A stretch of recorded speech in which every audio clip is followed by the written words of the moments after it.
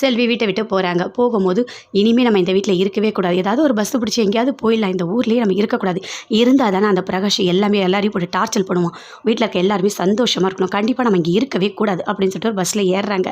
அப்போ வராங்க சக்தி வரும்போது பார்க்குறாங்க, இது செல்வியாச்சே. செல்வி அப்படியே கையை பிடிச்சி இழுக்கிறாங்க.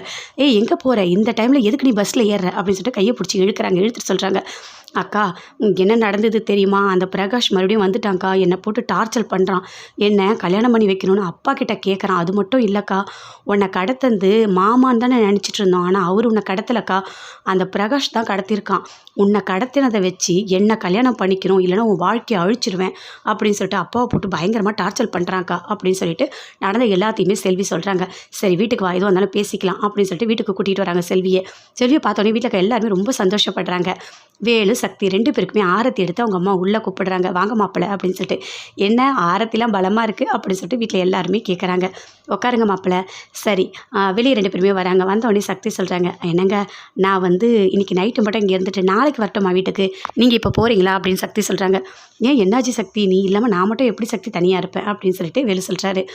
இல்லைங்க அதுக்காக நான் சொல்லலை, அப்படியே வெக்கப்பட்டுகிட்டே சொல்கிறாங்க, நான் உங்கள் ஒய்ஃபாக ஒரு நாள் இங்கே இருந்துட்டு நான் வரணும்னு ஆசைப்பட்றேன் அப்படின்னு சக்தி சொல்கிறாங்க. அதை கேட்டோடி வேலுக்கு பயங்கரமாக சந்தோஷமாக இருக்குது. சரி நீ இருந்துட்டு வா, ஒன்றும் பிரச்சனை இல்லை, நான் போகிறேன் அப்படின்னு சொல்லிட்டு வேலு அங்கேருந்து போகிறாரு. சக்தி உள்ளே வராங்க.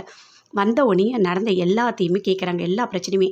இது எல்லாமே சரி பண்ண முடியும், ஃபஸ்ட்டு நீங்கள் பயப்படாதீங்க, எல்லாமே பண்ண முடியும், நான் வந்துட்டேன்ல, அவன் இனிமேல் என்ன பண்ணுறான், எப்படி உங்களை போட்டு டார்ச்சர் பண்ணுறான், எல்லாமே நான் பார்த்துக்கிறேன் அப்படின்னு சக்தி சொல்கிறாங்க. கண்டிப்பாக இந்த பிரச்சனைலாம் சரியாயிடும்னு எங்களுக்கு தெரியும், இருந்தாலும் உன்னோட வாழ்க்கை பாதிக்கக்கூடாது, அதனால தான் நான் அப்படி நடந்துக்கிட்டேன், அன்றைக்கி உன்னை வீட்டுக்குள்ளே கூட கூப்பிடல, என்னை மன்னிச்சிடுமா அப்படின்னு சொல்லிட்டு சக்தியோட அப்பா சொல்கிறார். அப்பா எப்போயுமே உங்களை நான் தப்பாகவே நினைக்க மாட்டேன், நீங்கள் ஒரு விஷயம் பண்ணிங்கன்னா கண்டிப்பாக அதில் ஒரு நியாயம் இருக்கணும், எனக்கு தெரியும்ப்பா, அதனால தான் நான் அமைதியாக போயிட்டேன், ஆனால் இவ்வளோ பெரிய பிரச்சனை நடந்ததை நினச்சா எனக்கு ரொம்ப கஷ்டமாக இருக்குது அப்படின்னு சக்தி சொல்கிறாங்க.